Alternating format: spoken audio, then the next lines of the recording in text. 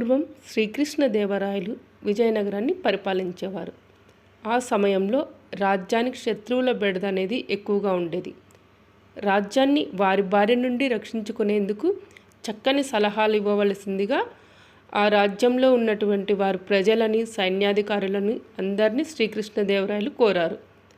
నగరం చుట్టూ ఎత్తైన దృఢమైనటువంటి రాతిగోడ నిర్మించాలని అందరూ తమ అభిప్రాయాలను తెలియజేశారు. ఇది రాయలకి నచ్చిందనమాట. ఈ సలహా నచ్చుతానే సరేలే అని చెప్పేసి ఎత్తైనటువంటి గోడ అనేది నిర్మింపజేశారు శ్రీకృష్ణదేవరాయలు. ఒకరోజు సైన్యాధికారి ఆ గోడని ఫిరంగిలతో కాల్పించాడనమాట. ఎందుకు అలా కాల్పించినా కూడా ఏమీ కాదు అని తెలియచేయడం అనే ఉద్దేశంతో కాల్పించడం జరిగింది. తను అనుకున్నట్టుగానే, సైన్యాధికారి భావించినట్టుగానే ఫిరంగులతో పేల్చినా కూడా ఆ గోడకు అనేటివి ఎటువంటి ఇబ్బంది కలగలేదు, నష్టం వాటి వల్లేదు. కాబట్టి ఎంతో బాగా దృఢంగా ఉందని చెప్పి గోడ అందరూ అనుకున్నారు. ఇకపైన శత్రువుల నుంచి బాగానే మనం భద్రంగా ఉండొచ్చు అనేసి నిశ్చింతగా ఉన్నారు అందరూ. అట్లా సైన్యాధికారిని పొగిడారు అందరూ. మంచి సలహానే ఇచ్చినావు, ఇంకా శత్రువుల బెడద అనేది మన రాజ్యానికి ఉండదు అని చెప్పేసి. కానీ తెనాలి రామకృష్ణుడు ఉంటాడు కదా, అతనికి వచ్చి అతను చెప్పిన సైన్యాధికారి చెప్పినది మాటలు అనేటివి నచ్చలేదన్నమాట. అలా కాదు, ఏదో ఒకటి చెప్దాముండు రాజుగారికి, మనం ప్రత్యక్షంగా చూపిద్దాము ఎలాంటి సంఘటనలు జరుగుతాయి ఏంటి అని చెప్పేసి ఒకరోజు తెనాలి రామకృష్ణుడు శ్రీకృష్ణదేవరాయన్ని పిలుచుకొని మారు వేషంలో అక్కడ గోడ దగ్గరికి వెళ్తారనమాట. గోడ దగ్గరికి వెళ్తే అప్పుడు అక్కడ కాపలాగా ఇద్దరు భటులు ఉంటారు. ఇద్దరు భటులు ఉంటే వాళ్ళు ఫస్ట్ పర్మిషన్ అడుగుతారనమాట. మేము ఇప్పుడు లోపలికి వెళ్ళాలనుకుంటున్నాము, మేము వెళ్తాము, మేము వ్యాపారం చేసుకోవడానికి వచ్చాము అని వాళ్ళు అడుగుతారనమాట.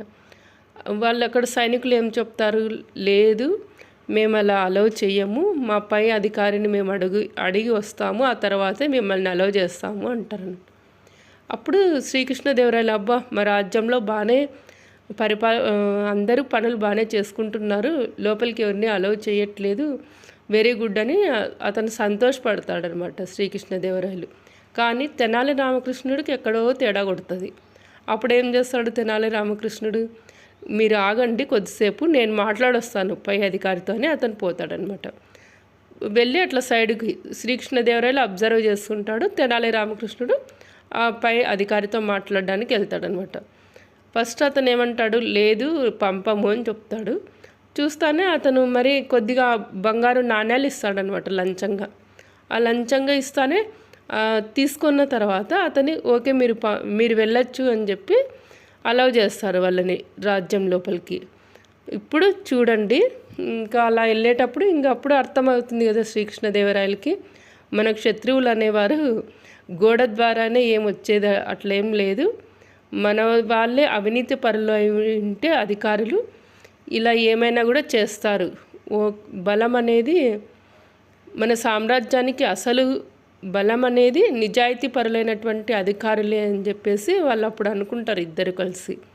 శరీర దారుఢ్యం కానీ ప్రామాణికంగా తీసుకోకూడదు, ఈసారికి అధికారులు నియమించేటప్పుడు వాళ్ళ నిజాయితీని కూడా పరీక్షించాలి అని చెప్పి అనుకొని ఇందాక పైన అధికారి లంచం ద్వారా పంపించాడు కదా, అతన్ని ఉద్యోగం నుంచి తొలగించడం జరిగింది.